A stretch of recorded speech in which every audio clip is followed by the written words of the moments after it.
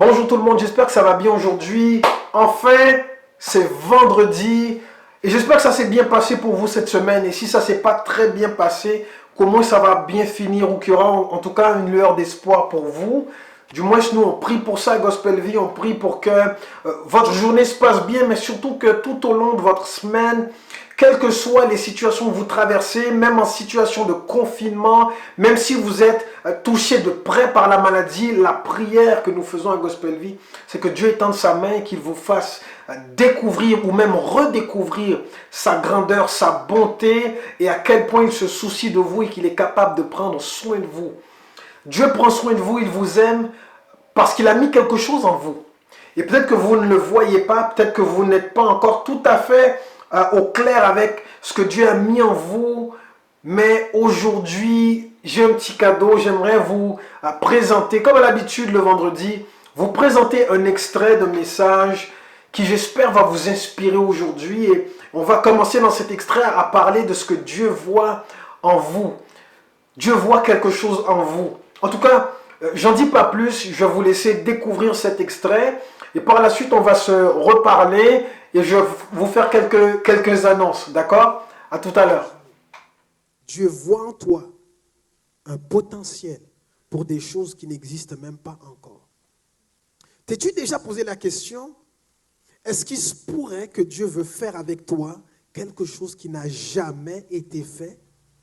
Quelque chose auquel personne n'a encore pensé? Quelque chose que même toi, tu n'as pas imaginé encore? C'est ce qui nous amène au deuxième point. La deuxième raison pour laquelle Jésus change le nom de Pierre. Il veut faire quelque chose de nouveau. Il y en a qui se demandaient peut-être, qu'est-ce que j'ai amené là? Un petit cadeau. Ah, on fait un tirage? Ouais, qui veut participer à un tirage? D'accord, vous allez peut-être changer d'idée dans une minute. Voici ce que j'ai là.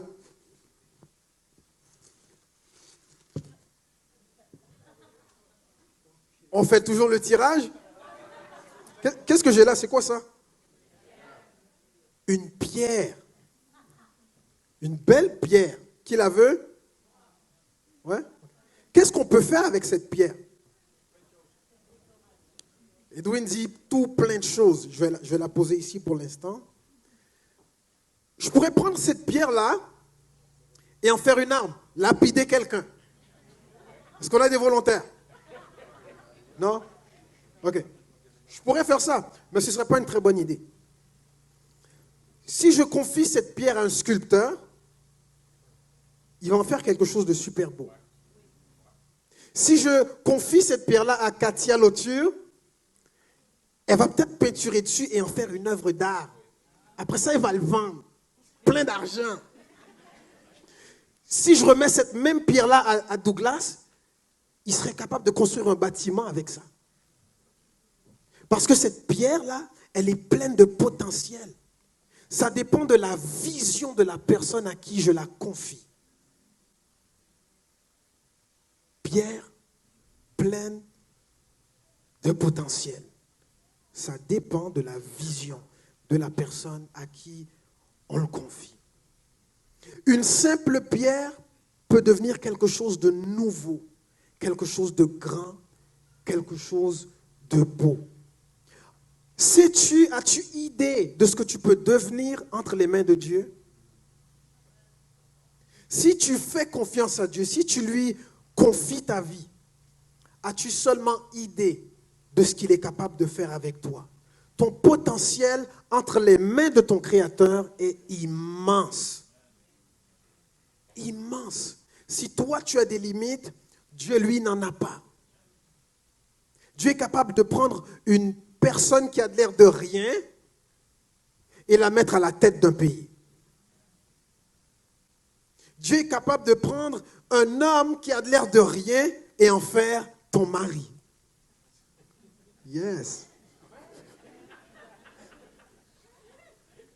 Je sens qu'Olivier t'a voulu dire Alléluia bien fort.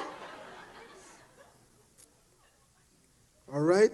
Ce que Dieu est capable de faire avec quelqu'un. La Bible nous dit que Dieu a pris de la poussière et avec de la poussière, il a fait un être humain. il a soufflé dedans et c'est devenu une âme vivante. Et cette œuvre-là est tellement admirable, impressionnante qu'un jour, le psalmiste David, il a rédigé un psaume dans lequel il dit « Je te loue de ce que je suis une créature si merveilleuse. » Et il a fait ça avec de la poussière. Qu'est-ce que Dieu est capable de faire avec une pierre? Qu'est-ce que Dieu est capable de faire avec toi si tu le laisses? Jésus est en face de Simon, il lui dit, maintenant toi on va t'appeler Pierre. Parce que j'ai une vision pour ta vie et aussi parce que je m'apprête à commencer quelque chose de nouveau. Mais qu'est-ce qu'il va commencer? Et je ne sais pas si vous avez remarqué dans le texte, mais on dirait que Pierre est un petit peu plus lent que les autres. Je vous explique. 2 disciples se retrouvent chez Jésus. Ils passent la journée avec lui et à la fin de la journée, ils disent ça, c'est le Messie. Okay.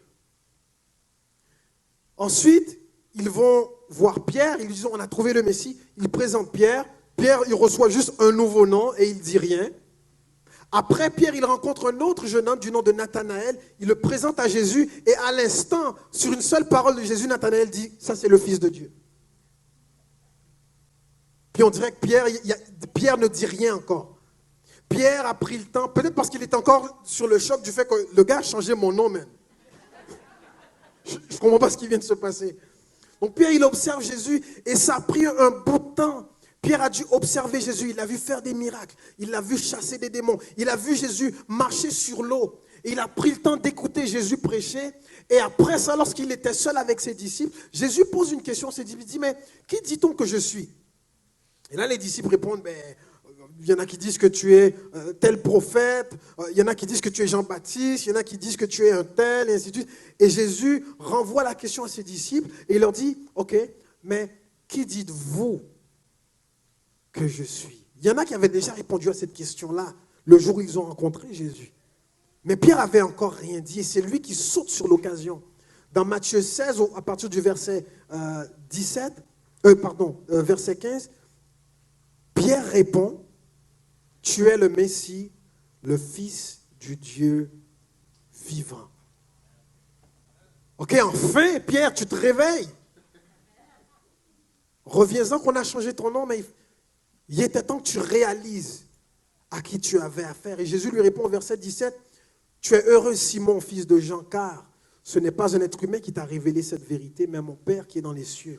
Eh bien, moi, je le déclare, tu es Pierre. Et sur cette pierre, je construirai mon église.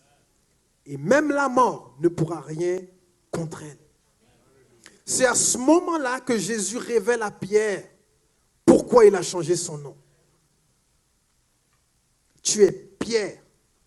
Et sur cette pierre, je vais construire quelque chose de nouveau. Quelque chose qui n'existe pas. Je vais construire mon église. Et ce moment-là est tellement gros que pour les catholiques, à partir de ce moment-là, Pierre est considéré comme le premier pape, c'est-à-dire le représentant de Dieu sur terre. Et s'il y en a qui voient ça, qui disent, ouais, c'est ça, ok, Pierre c'était le chouchou, c'est le chouchou de Dieu. Je veux vous amener à une parole que Pierre a écrite à l'église des années plus tard. Après avoir non seulement découvert qui est Jésus, mais après avoir découvert aussi qui il est, l'identité qu'il a reçue et le potentiel qui venait avec, Pierre, des années plus tard, écrit à l'église dans sa lettre, dans 1 Pierre chapitre 2, et voici ce qu'il dit aux chrétiens. Il dit, approchez-vous du Seigneur Jésus, il est la pierre vivante. Les gens l'ont rejetée, mais Dieu l'a choisie et elle est précieuse à ses yeux. Approchez-vous de lui, alors vous aussi, comme des pierres vivantes, vous servirez à construire la maison du Saint-Esprit. Vous formerez une communauté de prêtres saints pour offrir des sacrifices selon l'Esprit de Dieu et Dieu les acceptera à cause de Jésus-Christ. Le projet ambitieux de Dieu était de construire son Église, c'est-à-dire un corps formé des nations du monde entier, des gens de tous les pays, dans lequel il fait habiter son esprit. Et si Jésus a changé le nom de Pierre, ce n'est pas parce que Pierre était spécial. C'est parce qu'il voulait faire de lui un modèle pour nous tous. Regardez bien ce que je vais faire avec cet homme. La façon dont j'ai changé sa vie, je lui ai donné une nouvelle identité. J'ai développé son potentiel pour bâtir avec lui mon église, ma maison. Mais ce que j'ai fait avec lui, je veux le faire avec vous. De retour avec vous. J'espère que vous avez été inspirés. Ceux qui veulent connaître le message, voir le message intégral, vous allez trouver le lien vers ce message intégral dans la description de cette diffusion-là. Vous pourrez aller voir le message entier et être inspiré encore davantage et le partager aussi avec un maximum de personnes pour que d'autres puissent en profiter, être inspirés, être touchés, être visités aussi par Dieu. Ma prière, c'est que vous bâtissiez sur ce que vous avez entendu et que vous laissiez Dieu semer davantage dans votre cœur et vous amener encore plus loin. Tout au long de la semaine, on a parlé de mise en forme spirituelle, comment prendre soin de votre âme, des outils, des principes, des pratiques qui vont vous aider à vous développer spirituellement, qui vont vous aider aussi à prendre soin de votre âme. Parce que votre corps, oui, il a besoin de manger, de dormir, de se reposer. Mais votre âme aussi a besoin de soins. Et on veut à Gospel Vie vous donner de quoi prendre soin de votre âme. Maintenant, pour les quelques annonces, ce week-end, c'est la fête des mamans. Donc, réveillez-vous si vous aviez oublié la date. C'est ce week-end, dimanche 10 mai, c'est la fête des mamans. Donc, il ne faut surtout pas oublier d'appeler vos mères. Si vous êtes confiné, que vous ne pouvez pas aller la visiter, appelez-la au téléphone. Faites-lui parvenir peut-être une carte. Quelque chose en tout cas, mais pensez à vos mamans ce week-end et offrez-lui le cadeau suivant. Vous allez la connecter au réseau, à la plateforme de Gospel Vie, parce que dimanche matin, on a quelque chose de spécial pour les mamans. On est sur YouTube et sur Facebook, donc dimanche matin dès 10h, il y aura une diffusion spéciale de Gospel Vie.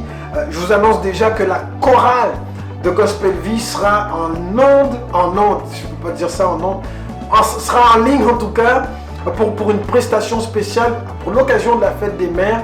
Donc les membres de la chorale vont être dispersés chacun chez eux. On ne rassemble pas la chorale à l'église, chacun va être à la maison. Les musiciens seront aussi quelque part dans le pays. Et tous ensemble vont être unis en ligne avec la famille de Gospel Vie, les amis de Gospel Vie. Amenez votre maman, et si votre maman n'a pas internet, il faut lui donner le numéro de téléphone de Gospel Vie pour qu'elle puisse se connecter directement et écouter le service et la chorale Gospel Vie qui seront en ligne. Je vous invite à vous connecter et à partager, à liker la page de Gospel Vie. Et si vous êtes nouveau ici ce matin ou cet après-midi, peu importe quelle heure il est pour vous, au moment où vous regardez cela, likez les pages de Gospel Vie pour être à l'affût de tout ce qui se passe, des contenus qu'on diffuse gratuitement, avec amour et avec aussi la foi que Dieu va utiliser tout ça pour vous faire du bien. Je vous laisse là-dessus. Je vous souhaite une bonne journée. On se retrouve donc ce soir. Il y a Prions en ligne pour les jeunes adultes, offert par Gospel Vie évidemment. Et on se retrouve dimanche matin pour la célébration en ligne de Gospel Vie avec le spécial Fête des Mères. Au revoir à tous, à bientôt.